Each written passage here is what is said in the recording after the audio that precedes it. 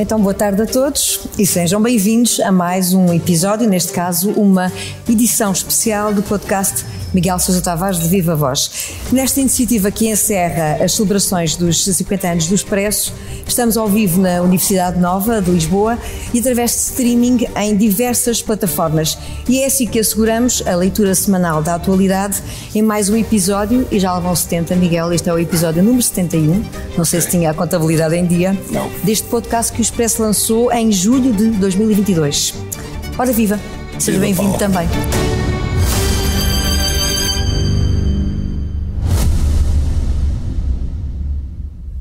Subscrever o Expresso é ter acesso à melhor informação, a uma vasta oferta de conteúdos exclusivos e à opinião de referência. Subscrever o Expresso é tornar-se membro do nosso clube, poder ser voz ativa de uma comunidade informada e beneficiar de vantagens exclusivas. Subscreva o Expresso em expresso.pt/digital. Expresso. Liberdade para pensar. Começamos então para olhar para a sua crónica semanal desta semana, como fazemos habitualmente, e que serve de ponto de partida para a nossa conversa. Na primeira semana do ano, o Miguel escolheu o título A Voz do Povo, o que me fez imediatamente lembrar a frase que o Presidente da República fez questão de trazer para o discurso de Ano Novo, remetendo então para os 50 anos do 25 de Abril e com a ideia de que é o povo e só o povo que é mais ordena. Mas não é por aí que vamos, para já. Espreitemos o seu artigo. Fala de um povo para quem jamais a vida parece correr bem. É uma espécie de sina, o que contribui para aumentar uma depressão coletiva que no fundo será uma espécie de retrato da nossa nação.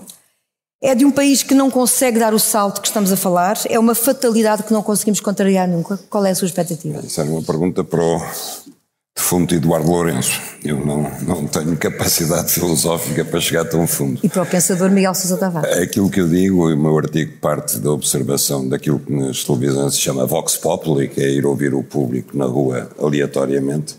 Nunca se ouve ninguém dizer que está satisfeito. Nunca. Os portugueses nunca estão satisfeitos.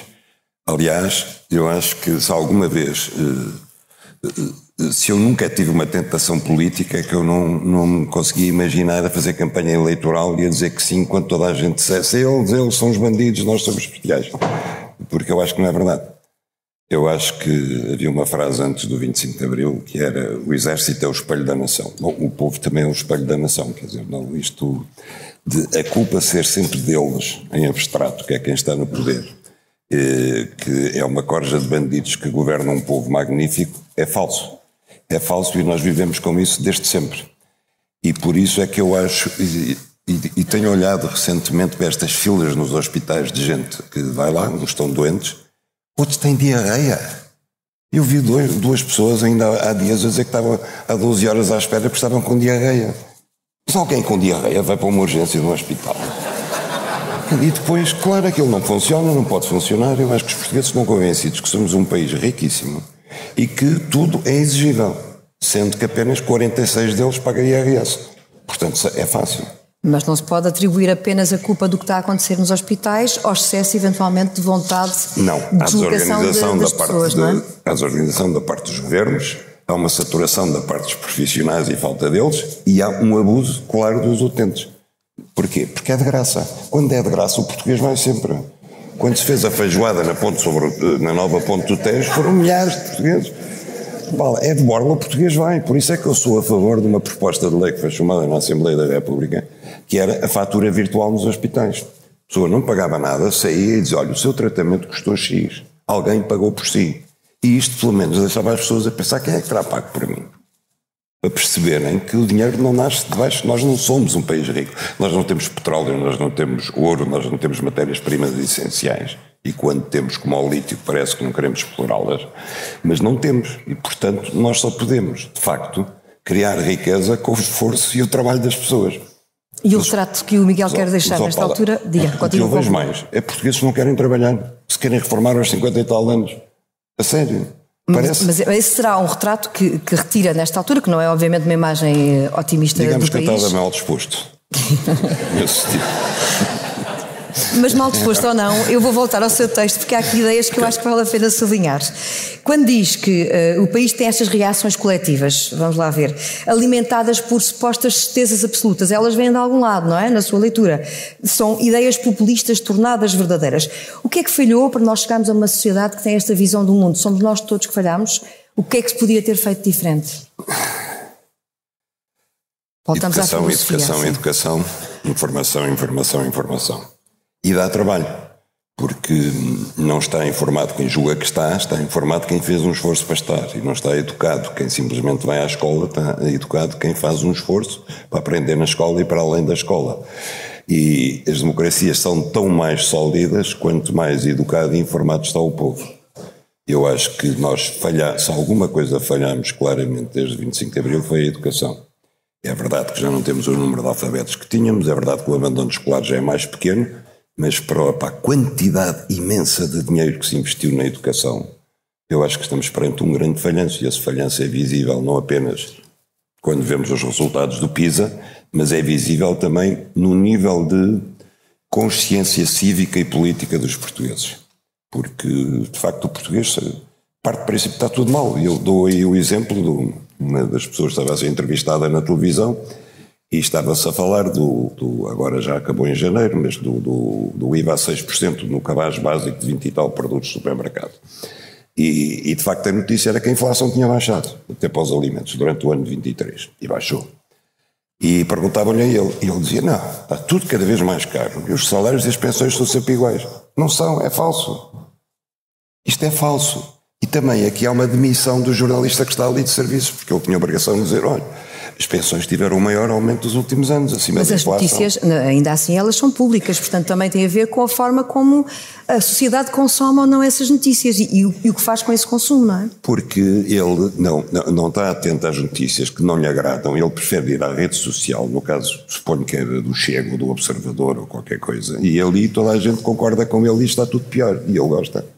E aqui isto não é uma questão de fazer juízo sobre se governa mal ou bem, é uma questão de ficar ater-se aos factos e racionar a partir dos factos daquilo que é verdade e não daquilo que as pessoas imaginam que gostariam de ver como verdade. E é aí que encontra um fio condutor que nos liga àquilo que aconteceu também há 50 anos, quando diz, por exemplo, que identifica pontos comuns como sementes da mesma cultura política, isso em comparação com a Revolução de 74. É uma reflexão que faz no seu texto. Quer explicar que cultura é essa? Seguir ao 25 de Abril, nós de facto vinhamos de 48 anos de ignorância. Havia 2 milhões de recenseados para votar no 25 de Abril, o que diz logo uma ideia do que era a participação política. E os portugueses estavam naturalmente desinformados. E o esforço que havia para fazer a informação dos portugueses, para fazer um esclarecimento democrático, era determinante nessa altura. E o que é que nós vimos? Campanhas de dinamização do MFA, em Trás-os-Montes. Autênticos ignorantes de camuflado a tentarem explicar às pessoas o que era a nova situação política. As pessoas não perceberam nada. Eu lembro de imagens da RTP que são de facto absolutamente extraordinárias, que é uma equipe de comandos entrar numa aldeia em Trás-os-Montes como se estivessem a entrar em Viriámugo, em Moçambique, e as pessoas a fecharem-se dentro das casas. Aquilo era o esclarecimento, não é?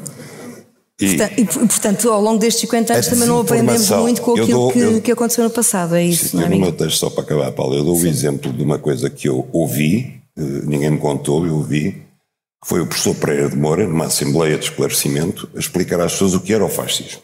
E às tantas diz, você vai a um serviço público e não é logo atendido, fica à espera, isso é fascismo. E eu pensei, que horror. É assim que nós estamos a doutrinar as pessoas. E essa onda de demagogia à solta que houve a seguir ao 25 de Abril, também não me esqueço de um título do jornal que era Trabalhadores da Tinturaria Cambornac exigem a nacionalização. Eu pensei, uma tinturaria? Mas de onde é que eles achariam que vinha o dinheiro para nacionalizar tudo? E essa ideia criou-se. E eu acho que é a semente de onde germinou o populismo que nós temos hoje. E acha que ela, neste momento, já está a regressar, de outra forma e de outros moldes, à sociedade portuguesa? Acha que é isso? Já está, não, ela nunca saiu daqui. Só que agora há correntes políticas e há instrumentos como as redes sociais que servem perfeitamente esse tipo de pensamento. Divulgam mais depressa, aproveitam, simplificam, porque as coisas não são fáceis, as coisas são complicadas e a essência da demagogia é dar respostas fáceis a problemas complexos. É isso que as pessoas gostam. É uma boa perspectiva para o ano político que enfrentamos, mas já lá vamos mais daqui a pouco. Deixamos a crónica desta semana para, neste primeiro episódio de 2024, este episódio especial, olharmos para um tema central que escolhemos, que é o mundo que nos rodeia, no fundo a guerra e a paz. E começamos pelas guerras. 2022, 2023 trouxeram os conflitos na Ucrânia, no Médio Oriente. Já o disse várias vezes, entende que as perspectivas de paz estão ameaçadas pelas lideranças e por outro tipo de interesses. O que é que falta para que 2024 possa ser esse ano de mudança e de viragem? Bom, então preparem-se porque eu vou chocar. Eu acho que ambas as guerras eram perfeitamente evitáveis. Não foram evitadas porque os dirigentes, esta classe de dirigentes mundiais, que é provavelmente a pior, pelo menos do meu tempo, que eu me lembro, não quis. Há 3 dias esteve em Lisboa o Josep Borrell, que é o comissário para a política externa da União Europeia, no seminário diplomático, e ele, em síntese, disse 2 coisas. Na guerra de Israel, que não é uma guerra, na minha opinião é um massacre, porque uma guerra é quando há 2 exércitos dos 2 lados, que não é o caso, ali não há nada a fazer, porque os 27 não se conseguem pôr de acordo sobre uma posição comum. E pronto, assunto resolvido. Continua. Na Ucrânia também não há nada a fazer, porque Putin não quer paz. Ora, Putin tinha dito 3 semanas antes, creio que numa conferência dos BRICS, creio que foi dos BRICS, sim. Do grupo dos 20, talvez, ele tinha dito: eu estou pronto para negociar a paz. Eu sempre estive pronto para negociar a paz, eu estou pronto. Podem-me dizer, ok, é mentira. É bluff, mas então experimentem, testem. O problema é que as pessoas não acreditam que isso possa ser uma realidade, quais são as suas não é? condições para negociar a paz? E depois vão ouvir o outro lado, quais são as condições, porque todas as pazes começaram assim. Agora, se alguém, eu já ouvi Putin dizer 3 vezes isto, que está pronto para negociar a paz. Antes, começou em dezembro de 2021, antes da invasão, quando Macron e Schröder vão à vez a Moscou, são a cena da mesa enorme. Macron sai de Moscou, por exemplo, e diz: há uma grande esperança de paz. O presidente Putin está de acordo em manter os acordos Minsk II. E no dia seguinte perguntaram ao Putin se era verdade que havia uma hipótese de paz. E ele disse: bom, com a França eu estou de acordo, mas não é a França que manda na NATO, são os Estados Unidos. A minha tese é esta: a Rússia invadiu a Ucrânia e legitimamente não há nenhuma questão sobre isso. Invadiu um país soberano, não há a menor questão sobre isso. Essa invasão foi provocada pela NATO. Não existe uma guerra entre a Ucrânia e a Rússia, existe uma guerra entre a NATO e a Rússia. E essa guerra foi pensada muito antes pelos estrategas americanos. E agora não saímos disto, porque ninguém quer promover a paz. E chegados a este ponto, como é que vê a evolução da guerra este ano no terreno, sobretudo sabendo nós que o apoio ocidental cada vez está mais posto em causa, até porque há outro foco de conflito depois do dia 7 de outubro, não é? Eu acho que não vai ser por aí, Paula. Agora, a mim o que me faz impressão é que no meio disto tudo, ninguém olha para os desgraçados dos ucranianos.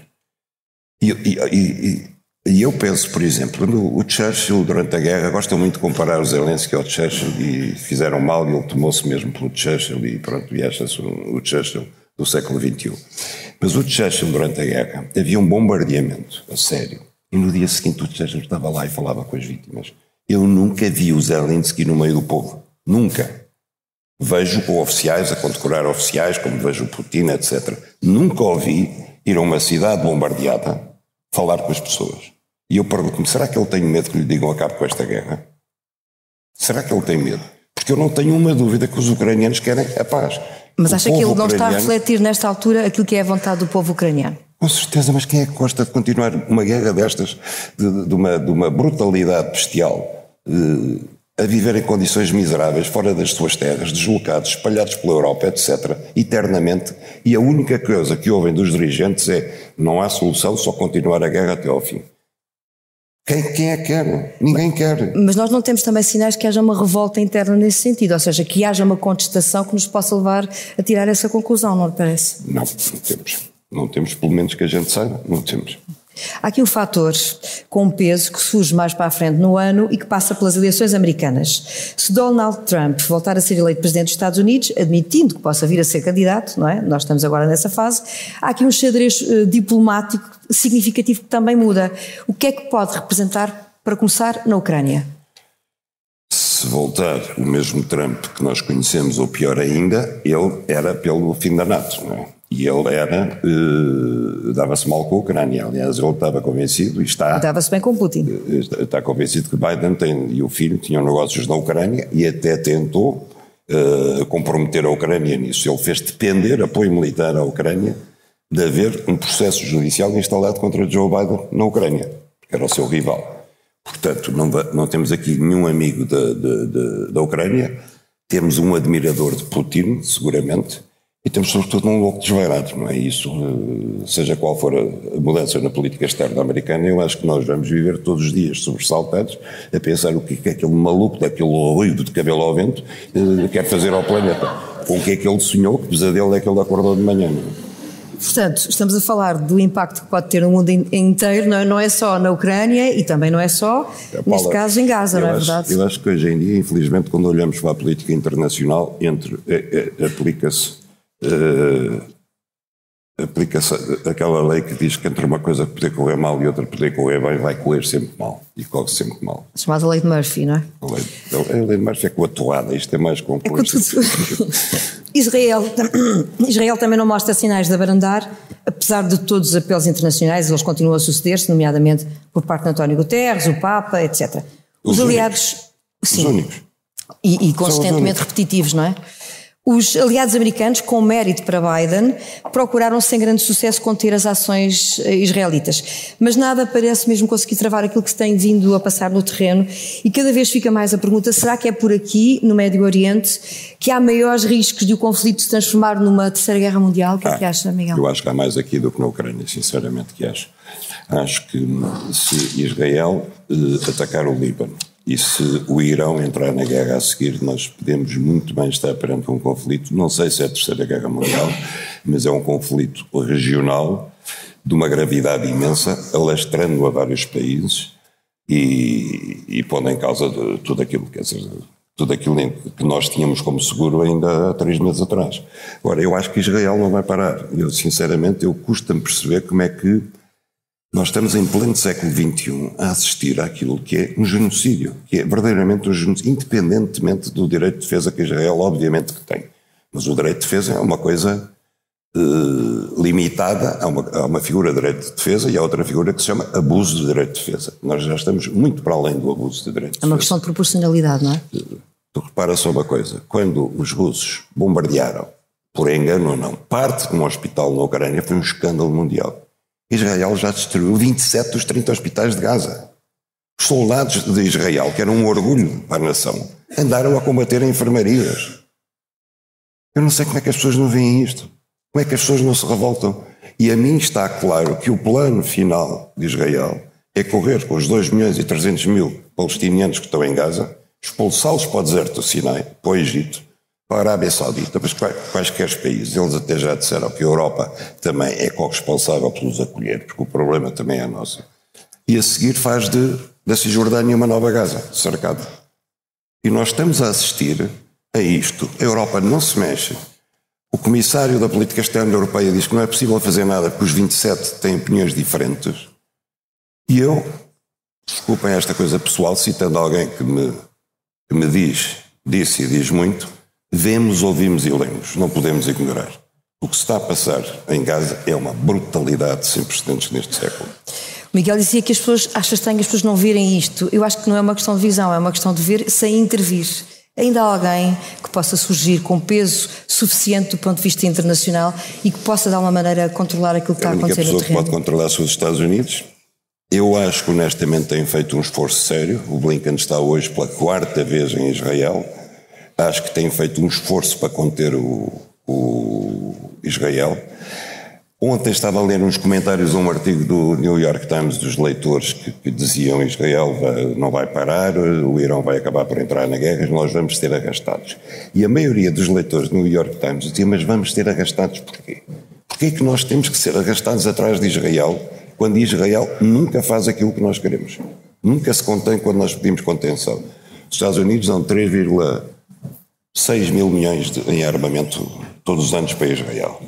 E neste momento isso está a ser posto em causa, porque os americanos estão a ver o resultado daquilo. Além dos Estados Unidos, o Miguel já chegou num podcast anterior a falar no papel que devia ser desempenhado pela União Europeia e que não o está a desempenhar porque estaria mais distante no sentido imparcial e que podia de alguma maneira influenciar o rumo do conflito. Porquê é que isso não aconteceu até agora, na sua opinião? Pois eu gostava de saber, mas quando Putin invadiu a Rússia, 48 horas depois a Rússia já tinha sanções económicas de toda a espécie, já havia uma lista de dirigentes e generais russos que não podiam viajar para lado nenhum, incluindo o próprio Putin, e eu pergunto, porquê é que não se faz sanções contra Israel? Porquê que a União Europeia e os Estados Unidos não determinam sanções contra Israel? Sanções económicas, sanções políticas e sanções pessoais. É tal ideia de que não se chega a acordo? Será isso? Que está a emperrar? Não, a ideia é que há dois critérios, de facto. Há dois critérios, conforme nós nos achamos mais próximos de um dos contentores ou menos próximos. Mas, de facto, há dois critérios, e o Borrell também disse isso. A falta de capacidade da União Europeia se unir para tomar uma posição em relação ao que está a acontecer em Gaza, que é muito mais chocante do que aconteceu e está a acontecer na Ucrânia, impede-nos de, no futuro, podermos invocar posições em nome de uma superioridade política ou moral, porque estamos a perdê-la. Não é Israel só que está a perder. Todos nós, ocidentais, estamos a perder, ao não sancionar Israel, estamos a perder qualquer veleidade de voltar a invocar uma superioridade moral. Mas isso também diz muito do papel e do perfil dos atuais dirigentes europeus, não é verdade? Pois diz. Pois eles gostam muito de fingir que não estão a ver as coisas, de adiar as coisas. Agora, o que é facto é que morrem 200 pessoas por dia em Gaza, todos os dias, e 40 são crianças. E se alguém acha que depois da vitória de Israel, Israel não deu berço a uma nova geração de terroristas, que são os miúdos que viram morrer os seus pais à frente deles, que viram morrer os irmãos e as mães, está completamente enganada. Porque aqueles miúdos só podem vir a ser terroristas. Aquele povo não tem outra saída. Não tem outra saída neste momento. E agora que já viajamos, de certa forma, pelas rotas do mundo, regressamos ao país no tradicional improviso. 2024 é um ano de grandes desafios em Portugal, políticos. É um ano que ganhou um inesperado peso eleitoral depois da dissolução do Parlamento. E voltamos então à mensagem do Presidente da República sobre a importância do voto, porque sem voto não há liberdade nem democracia. Com Marcelo a considerar que é preciso fazer mais este ano e que 2024 será mais decisivo do que 2023. Que mensagem faltou daquilo que ouviu ao Presidente da República? Que é o nosso espectador atento nesta altura, que agradeço a sua disponibilidade. Boa tarde, Sr. Presidente. Eu admirei-me um bocadinho o contraste entre a mensagem do ano passado e a deste ano. Enquanto no ano passado tudo era exigível ao Governo em funções, este ano nada é exigível ao Governo que tome posse a partir de 11 de março. Não sei se é porque o Presidente se sente altamente comprometido com a solução que daí sair, ao ter de resolvido dissolver a Assembleia da República, ou não sei se ele baixou as suas expectativas e o seu grau de exigências. Agora, eu acho que, para responder à tua pergunta, Paula, o que faltou foi, por exemplo, exigir que se avance em concreto em algumas coisas simples e que não depende das ideias políticas de cada governo. E este era o momento de fazer essa exigência, Miguel? Que se feche o dossiê da alta velocidade, que se avance pelo menos nessas duas coisas. E que de todos os problemas que o país enfrenta, não vale a pena dizer que num ano, ou mesmo numa legislatura, vamos resolver todos. Mas digam-nos assim, nós vamos privilegiar a saúde, ou nós vamos privilegiar a habitação. E chega. Chega. Mas o mínimo de exigência concreta da parte do Presidente era o que eu esperava. E acha que esta era a altura para fazer essa exigência? Claro. Este era o momento? Ou então não vale a pena fazer mensagens de fim de ano. Se é para dizer que o ano a seguir vai ser mais difícil. Há uma leitura, em termos de exigência do próximo ano, que é clara, ele vai ser claramente exigente, tendo em conta tudo o que está em cima da mesa e perante cenários eleitorais que ainda é impossível de antecipar. No entanto, o experiente analista e comentador já os coloca, como sabemos, todos em perspectiva, porque o Presidente funciona dessa maneira. Quais serão os maiores desafios que o próprio Presidente, na sua opinião, vai enfrentar a partir de 10 de março? Pedro Nuno Santos. Admitindo que ganha, é essa a sua perspectiva? Sim. Acha que é isso que vai ser o resultado das eleições? Acho que vai ser terrível. E porquê é que diz que... porquê é que diz que vai ser terrível? Ai, Paula, eu não gostaria de ter que me encontrar com ele todas as semanas e estar a discutir coisas óbvias e ver do outro lado uma parede. Quer dizer, eu acho que os dois vão jogar, como é que se chama aquela coisa do ténis dos pobres, agora escapa-me. O pedal. O pedal, exatamente. Vão jogar pedal um com o outro. A bola bate atrás, volta para a frente, volta para trás, volta para a frente, mas nunca vai haver jogadas limpas. Voltando à sua expectativa em relação ao resultado eleitoral, porquê é que acha que vai ser Pedro Nuno Santos? As coisas não estão a correr bem a Luís Montenegro e ao PSD? Bem... As coisas estão a correr bem a quem? Estou a perguntar se estão a correr mal a Luís Montenegro, ao ponto de achar que não vai ganhar. Eu não faço ideia, porque as sondagens dão empate, mais ou menos. Eu não dou por ele. Portanto, acha que a estratégia que está a seguir não é a correta nesta altura? Ele tem uma estratégia? Acaba de anunciar uma nova AD. Para si não é significativo do ponto de vista do eleitor? Não, eu acho que não é recuperando cadáveres políticos que se avança para a frente. Eu vi, por exemplo, o Congresso do PSD, para que aquilo tivesse impacto foi preciso ir buscar o professor Cavaco Silva, a doutora Leonor Beleza, a doutora Manuela Ferreira Leite e pô-los na primeira fila. Ora, um partido que quer mudar o estado de coisas, quer ser alternativa e quer para falar para o futuro, não pode apresentar como bandeiras as glórias do passado. Não pode. Eu acho que, infelizmente, eu aí estou de acordo com o Presidente. Até ao fim da legislatura, o Primeiro-Ministro que eu gostava de ver em funções era António Costa, porque já que lá estava, continuasse. Mas pronto, ele demitiu-se, de facto. E aí... talvez a doutora Luciana Gago nos pudesse dar uma alternativa, uma sugestão, mas como ela não dá a sugestão, nós estamos confrontados, em minha opinião, talvez com a pior escolha dos últimos 30 anos, seguramente. Voltando ao Congresso e a Pedro Nuno Santos, até porque este fim de semana, a partir de hoje, há um Congresso do Partido Socialista, o que é que espera que venha a sair desse Congresso, tendo em conta que o discurso de Pedro Nuno Santos no dia da vitória nas diretas, de alguma maneira, deixou as expectativas um pouco em baixo, dado que não foi muito concreto. Foi de improviso e agora Alexandre Leitão vai escrever o discurso e, portanto, vai ser tudo completamente diferente. Ele já conseguiu apresentar Francisco Assis como candidato número 1 para o Conselho Nacional. Foi uma vitória inesperada ter Francisco Assis do seu lado e já garantiu 35% dos delegados ao José Luís Carneiro e, portanto, ali vai sair uma grande unidade e eu acho que daqui até 10 de março vamos ver mais unidade nos socialistas do que nos sociais-democratas. E voltando, só para terminarmos, Miguel, até porque temos que sair de cena, há pessoas mais importantes do que nós para ocupar esta mesa. Voltando a António Costa, que futuro político é que espera? Não sei se quer seguir as ideias do Sr. Presidente da República, mas que futuro político é que espera que possa vir a ter pela frente? Vai-me dizer que depende da Procuradora, não? Primeiro-Ministro. Bem, e com isto fechamos. É tempo de concluir a nossa conversa semanal, alargada nesta edição especial que se destina a assinalar o aniversário do Expresso. Voltamos ao formato tradicional, Miguel, com um novo olhar para a atualidade na próxima semana. Obrigada. Obrigado.